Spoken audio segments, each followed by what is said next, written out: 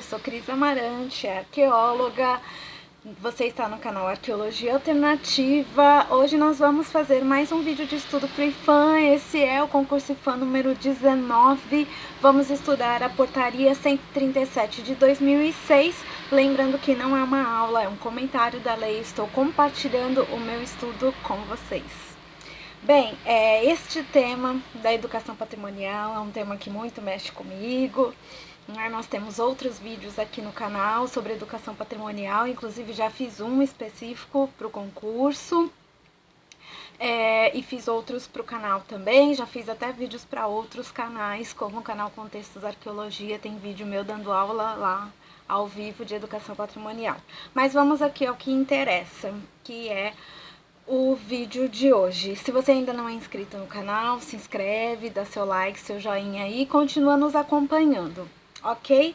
Bem, este vídeo fala da portaria 137 de 2006, que estabelece diretrizes de educação patrimonial no âmbito do IFAM e das casas do patrimônio.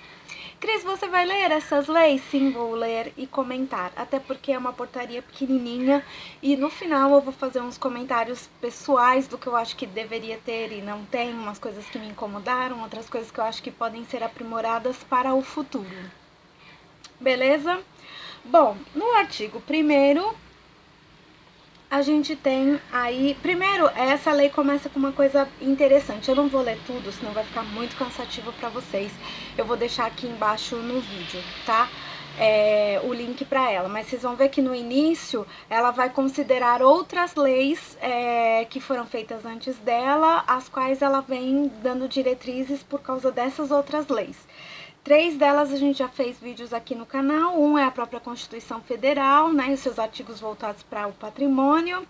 Outro é a 3924 de 61 e o Decreto-Lei 25 de 37. Nós temos esses vídeos aqui no canal já, inclusive de estudo para o concurso. Vou pôr o link para eles no final deste vídeo. Depois, no artigo 1º, ela vai falar que o objetivo dessa lei é instituir um conjunto de marcos referenciais para a educação patrimonial enquanto prática transversal aos processos de preservação e valorização do patrimônio cultural no âmbito do IFAM. Ótimo, acho excelente que a educação patrimonial seja considerada como tema transversal, mas no final do vídeo eu vou discutir onde eu imagino que isso daqui deveria ir e onde eu acho que a lei deu uma travadinha ali. No artigo 2º, ela vai dizer o que ela entende, que o IFAM entende, na verdade, né, o órgão, o Instituto do Patrimônio Histórico e Artístico Nacional, entende como educação patrimonial. Então, para efeitos dessa portaria, entende-se por educação patrimonial os processos educativos formais e não formais, construídos de forma coletiva e dialógica, que têm como foco o patrimônio cultural socialmente apropriado para recurso para a compreensão sociohistórica das referências culturais, a fim de colaborar para o seu reconhecimento, valorização e preservação. Vejam bem, anotem isso aí também no final, vou comentar sobre isso. Processos educativos formais e não formais. O que a lei está querendo dizer quando ela fala sobre isso? Quando a gente fala de educação formal, a gente está falando de escola, né? Dentro do sistema escolar, educação dentro do sistema escolar. Quando a gente fala de educação não formal, é uma educação que também é organizada, mas não está dentro do que a gente entende como escola. Deixa eu tentar explicar para vocês. Por exemplo, numa educação, as escolas evangélicas, né? Tem escolas bíblicas dominicais. São organizadas, tem um roteiro, tem um currículo, mas não existe um MEC dizendo isso aqui pode ser feito ou pode não ser feito. É uma educação não formal. Os centros espíritas também tem lá as escolinhas para as crianças. A catequese dentro da Igreja Católica ensinando as crianças a serem católicas. São todos sistemas de educação organizados com currículos próprios não formais. Estou dando exemplos religiosos, mas não é só na religião que acontece. Por exemplo, centros de cultura, aulas de música para criança em centros culturais ou para adulto, ou para, enfim, quem quer que seja, aula de capoeira, aula de natação, tudo isso é educação não formal, está dentro de um sistema organizado, mas não formal. tá? Pra gente entender aqui onde a lei está indo a respeito do que ela está falando e onde eu acho que ela trava. Vamos ao artigo 3º, que ele vai falar sobre as diretrizes da educação patrimonial. Então, ele fala que a educação patrimonial tem como diretriz incentivar a participação social na formulação, implementação, execução das ações educativas, de modo a estimular o protagonismo dos diferentes grupos sociais. Isso aqui é muito interessante. Então, tá falando que a gente não tem que fazer aquela educação depósito, sabe? Sistema bancário, eu tenho o meu saber e eu vou lá e deposito no outro. O outro também é agente de educação, de conhecimento, isso tudo é muito importante. Integrar as práticas educativas ao cotidiano, associando os bens culturais aos espaços de vida das pessoas. Ótimo também. A educação cultural não está dissociada da vida do dia a dia das pessoas. E a gente, na educação patrimonial, tem que levar isso muito em consideração. Terceiro, valorizar o território como espaço educativo. Muito importante também. Eu não vou trazer só uma coisa de fora. Quando eu estou trabalhando com uma comunidade, aquele território dela diz uma série de coisas para ela. Então, não tem que levar coisas de fora para lá, mas transformar aquele espaço próximo num espaço educativo. Muito bem. 4. Favorecer as relações de afetividade e estima inerentes à valorização e preservação do patrimônio cultural. Isso de valorizar a afetividade na educação patrimonial é uma coisa muito importante. Geralmente, quando eu vou para um processo de educação patrimonial, eu não começo... O que vocês acham que é arqueologia, gente? Outra coisa que eu detesto e arqueólogo ama fazer isso. Arqueologia não é. Aí coloca lá o dinossauro, coloca lá o Indiana Jones. Não faz isso. Começa da história de vida das pessoas. Eu levo uma história que trata de memória. Adoro o Guilherme Augusto. A Camila Waiters me apresentou A Casa de Pequenos Cubos, que é um vídeo lindinho na internet. Procura aí, eu vou deixar o link dele aqui embaixo na descrição. Lindo também. Olha, já trata da questão com sensibilidade. Depois a gente fala de arqueologia. Vamos trazer isso para a memória, trazer o lado afetivo das pessoas primeiro. Um arqueólogo, o Alex Barros, me ensinou a levar os líticos, porque eu falava, e agora? Os líticos, o que a gente faz para isso se aproximar da vida das pessoas? E a gente levou alguns líticos para a educação patrimonial e as pessoas pegavam aqueles líticos e elas tinham que contar histórias para eles. Não necessariamente uma história científica, mas esse lítico na sua mão te remete a quê? Gente, foi outra coisa. Então, vamos usar a sensibilidade, a gente parte da sensibilidade. Mas ainda assim, a gente está falando de ações que são pontuais. E eu vou chegar lá no porquê que essas ações pontuais muito me incomodam. Mas assim, já que é pontual, não faz qualquer pontual. Não põe uma PowerPoint, uma palestra, pá. Ouve primeiro a história das pessoas. Vai primeiro pelo lado afetivo. Escuta o que eu tô te falando, o que eu tô falando. E a legislação aqui do IPHAN também tá te dizendo isso, tá bom? Aí a gente vai aqui pro 6º. Considerar a intersetorialidade das ações educativas de modo a promover articulações das políticas de preservação e valorização do patrimônio cultural com as de cultura, turismo, meio ambiente, educação, saúde, desenvolvimento urbano e outras áreas correlatas. A educação patrimonial não está lá boiando separada das coisas, ela é interligada a todas essas questões aqui.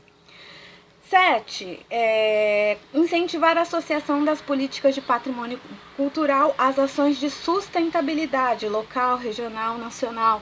Então, eu vou lá, levo uma determinada comunidade um debate, uma discussão sobre o que eles têm de patrimônio perto deles, arqueológico, geralmente, né? Deixa eu puxar aqui a sardinha pro meu lado, mas a gente também sempre tentando entender, compreender o que eles têm de patrimônio material, de lendas, de histórias, de comidas, de roupas, de tradições deles e fazendo sempre um diálogo entre passado e presente. Isso é muito importante para eles entenderem que eles estão num espaço que foi de cultura de outro povo povo, mas que eles continuam produzindo cultura no presente. Isso é muito interessante. A gente, como arqueólogo, não tem que ignorar isso, mas muitas vezes em uma ação a gente fala e tchau, vai embora, e a pessoa, oi, o que eu vou fazer com isso? Então, esse patrimônio, esse bem que está perto de vocês podem transformar no lugar de visitação. Muitas vezes no trabalho de arqueologia a gente não tem condição de continuar isso, infelizmente. Isso muito me incomoda. Alguns lugares eu gostaria de voltar e trabalhar mais, porque eu vejo que eram comunidades que estão em lugares estratégicos, seja próximo de locais de grande circulação de turistas e pontos importantes de visitação, comunidades que são articuladas já, que têm comunidades de agricultura, que tem toda uma articulação já política, ligadas a movimentos sociais organizados, mas elas têm ali perto delas um patrimônio arqueológico que elas poderiam também ganhar com isso, né? E aí a gente trava porque fala, ai, tem isso e tchau, vai embora e nunca mais, sendo que eles poderiam dar esse salto de qualidade para eles mesmos, né? E para o patrimônio, porque quem passa ali também conheceria aquele sítio arqueológico, a comunidade ganharia com isso e infelizmente o nosso trabalho acaba sendo pontual. Bom, então em relação à educação patrimonial, ela para aqui, esta portaria. Aí depois na portaria, no artigo 5º, não, desculpa, no artigo 4º, ela vai falar sobre todos os documentos do IPHAN que ela considera como bases para a educação patrimonial.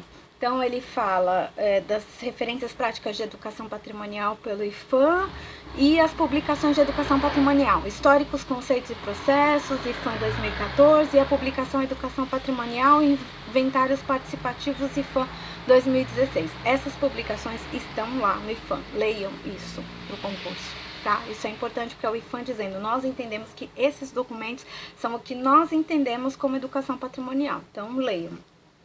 No artigo 5º, ele vai falar sobre a implementação da política de educação patrimonial e das casas do patrimônio. No artigo 6º, vai falar sobre os objetivos das casas do patrimônio, que é ampliar a possibilidade de diálogo entre IPHAN e a sociedade por meio da educação patrimonial, ampliar a capilaridade das ações do IPHAN, interligar espaços que promovam práticas e atividades de natureza educativa, de valorização do patrimônio cultural. Vai falar que elas vão estimular a participação das comunidades nas discussões e propostas de redefinição do uso social dos bens culturais, que elas vão interligar experiências e espaços que promovam práticas e atividades de natureza educativa, vão incentivar a associação das políticas de patrimônio cultural ao desenvolvimento social e econômico e vão aperfeiçoar as ações focadas nas expressões culturais locais e territoriais, contribuindo para a construção de mecanismos de apoio junto às comunidades, aos produtores culturais, às associações civis, às entidades de classe, às instituições de ensino e aos setores públicos para o melhor compreensão das realidades locais. Se você está só interessado no concurso, esse vídeo para você acaba aqui. Se você quer discutir um pouquinho sobre as questões sociais e o que essa lei traz e coisas que muito me incomodam, porque eu fiquei pensando e ela parou aqui, então você continua assistindo esse vídeo. Uma das questões, esta portaria 137 de 2016, ela diz lá no começo dela que ela está trabalhando com questão da educação formal e não formal. Lembram disso que eu comentei lá no começo do vídeo? Só que ela não fala nada das diretrizes, não tem diretrizes claras quanto à inserção da educação patrimonial na educação formal, que é a meu ver. Gente, por que eu estou dizendo isso? A educação patrimonial no Brasil é inspirada no modelo inglês, que se chama Heritage Education. Só que lá na Inglaterra, como isso funciona? A educação patrimonial é como um tema transversal. Aqui no Brasil a gente tem temas transversais, que são pluralidade cultural, ética, sexualidade, saúde e questões da sexualidade, orientação sexual. São os nossos 5 temas transversais. Não tem educação patrimonial aqui. Educação patrimonial entra dentro de pluralidade cultural e ainda assim bem pouquinho, quase nada, tá? Então, assim, a gente não tem uma política para ser clara para vocês, dentro da educação, dentro das escolas, da educação formal, de que as nossas crianças, adolescentes e jovens sejam formados para compreenderem o que a gente